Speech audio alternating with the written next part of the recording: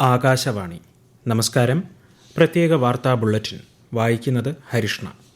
പ്രധാനമന്ത്രി നരേന്ദ്രമോദി ഗുജറാത്തിലെ ജാംനഗറിൽ വന്യജീവി സംരക്ഷണ, രക്ഷാപ്രവർത്തന, പുനരധിവാസ സംരംഭമായ വൻതാര ഇന്ന് ഉദ്ഘാടനം ചെയ്തു.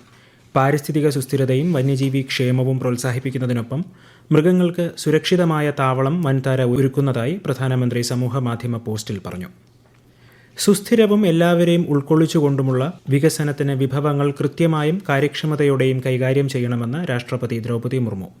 ഇന്ത്യൻ റവന്യൂ സർവീസ് ട്രെയിനി ഓഫീസർമാരെ രാഷ്ട്രപതി ഭവനിൽ അഭിസംബോധന ചെയ്യുകയായിരുന്നു രാഷ്ട്രപതി. 1961 the Kerala non trading companies act ഭേദഗതി ചെയ്യുന്നതിനായുള്ള കമ്പനീസ് ആക്ട് ഭേദഗതി കരട് ബിൽ കേരള നോൺ ട്രേഡിംഗ് 2025 സംസ്ഥാന മന്ത്രിസഭാ യോഗം അംഗീകാരം നൽകി. 2013 കമ്പനീസ് ആക്ടിലെ റീജിയണൽ ഡയറക്ടർ എന്ന അപ്പീൽ അധികാരിക്ക് പകരം joint inspector general of registration എന്ന ഉദ്യോഗസ്ഥനെ അപ്പീൽ അധികാരിയായി നിയമിക്കുന്നത് സംബന്ധിച്ചാണ് ഭേദഗതി. കേന്ദ്ര ന്യൂനപക്ഷ കാര്യമന്ത്രി കിരൺ റിജിജു ഒരു ദിവസത്തെ സന്ദർശനത്തിനായി മറ്റന്നാൾ സംസ്ഥാനത്തെത്തും. തിരുവനന്തപുരത്ത് പ്രധാനമന്ത്രി ജൻ വികാസ് കാര്യക്രം പരിപാടിയുടെ അവലോകന യോഗത്തിൽ കേന്ദ്രമന്ത്രി പങ്കെടുക്കും. പ്രതിപക്ഷ പ്രതിഷേധത്തെ തുടർന്ന് നടപടികൾ വേഗത്തിൽ പൂർത്തിയാക്കി കേരള നിയമസഭ ഇന്നത്തേക്ക് പിരിഞ്ഞു. 23 ദിവസമായി സെക്രട്ടേറിയറ്റിന് മുന്നിൽ സമരം ചെയ്യുന്ന ആശാപ്രവർത്തകരെ മുഖ്യമന്ത്രിയും ആരോഗ്യമന്ത്രിയും ഗൗനിക്കുന്നില്ലെന്ന് പ്രതിപക്ഷം ആരോപിച്ചു. എന്നാൽ ആശാപ്രവർത്തകർക്ക് രാജ്യത്ത് ഏറ്റവും കൂടുതൽ ഓണറേറിയം നൽകുന്നത് കേരള സർക്കാരാണെന്ന് മന്ത്രി വീണ ജോർജ് മറുപടി നൽകി. മന്ത്രിയുടെ മറുപടിയുടെ അടിസ്ഥാനത്തിൽ ഉപക്ഷേപത്തിന് സ്പീക്കർ അനുമതി നിഷേധിക്കുകയായിരുന്നു. ആശമാരുടെ പ്രശ്നങ്ങൾ മുഖ്യമന്ത്രി നേരിൽ കേട്ട് പരിഹരിക്കണമെന്ന് പ്രതിപക്ഷ നേതാവ് വി ഡി സതീശൻ വാക്കൌട്ട് പ്രസംഗത്തിൽ ആവശ്യപ്പെട്ടു. പ്രതിഷേധത്തെ തുടർന്ന് പിരിഞ്ഞ സഭ ഈ മാസം 10 വീണ്ടും സമ്മേളിക്കും. കേരള തീരത്തെ ആഴക്കടൽ ധാതു ഖനനവുമായി ബന്ധപ്പെട്ട് നിയമ ഭേദഗതി ഉപേക്ഷിക്കണമെന്ന് കേന്ദ്ര സർക്കാരിനോട് ആവശ്യപ്പെടുന്ന പ്രമേയം കേരള നിയമസഭ ഐക്യകണ്ഠേന പാസാക്കി.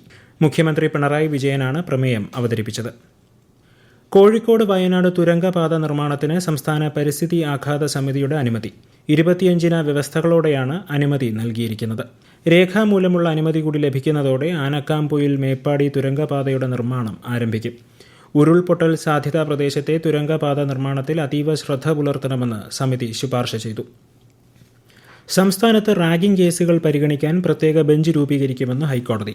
റാഗിംഗ് കേസുകൾ സംസ്ഥാനത്ത് കൂടിവരുന്ന പശ്ചാത്തലത്തിലാണ് തീരുമാനം.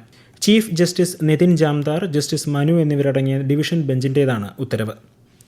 ചരിത്രത്തിലാദ്യമായി രഞ്ജി ട്രോഫി ഫൈനലിലെത്തിയ കേരളം ജയസമാനമായ നേട്ടമാണ് സ്വന്തമാക്കിയതെന്ന് മുഖ്യമന്ത്രി പിണറായി വിജയൻ.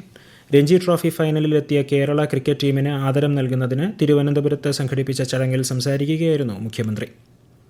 ചാമ്പ്യൻസ് ട്രോഫി ക്രിക്കറ്റിന്റെ ആദ്യ സെമിയിൽ ഓസ്ട്രേലിയക്കെതിരെ ഇന്ത്യയ്ക്ക് 265 റൺസ് വിജയലക്ഷ്യം. ഒടുവിൽ വിവരം ലഭിക്കുമ്പോൾ ഇന്ത്യ 35.3 ഓവറിൽ 4 വിക്കറ്റ് നഷ്ടത്തിൽ 181 റൺസ് നേടി. വ്യവസായ മേഖലയിൽ സംസ്ഥാനത്തിന് പുതിയ മുഖം നൽകാൻ ഇൻവെസ്റ്റ് കേരള ആഗോള ഉച്ചകോടിക്കാകുമെന്നും ഇത് നിലനിർത്തി മുന്നോട്ട് കൊണ്ടുപോകാനാകണമെന്നും മുഖ്യമന്ത്രി പിണറായി വിജയൻ. ഇൻവെസ്റ്റ് കേരള ആഗോള ഉച്ചകോടിക്കായി സർക്കാരുമായി സഹകരിച്ച വ്യവസായ വാണിജ്യ സംഘടനകളുടെ യോഗത്തിൽ സംസാരിക്കുകയായിരുന്നു മുഖ്യമന്ത്രി. കേരളത്തിന്റെ നിക്ഷേപ സാധ്യതാ മേഖലകൾ വ്യവസായ സമൂഹത്തിന് മുന്നിൽ തുറന്നുകാട്ടാനും ആത്മവിശ്വാസം നൽകാനും ഉച്ചകോടി അവസരമൊരുക്കിയെന്നും മുഖ്യമന്ത്രി പറഞ്ഞു.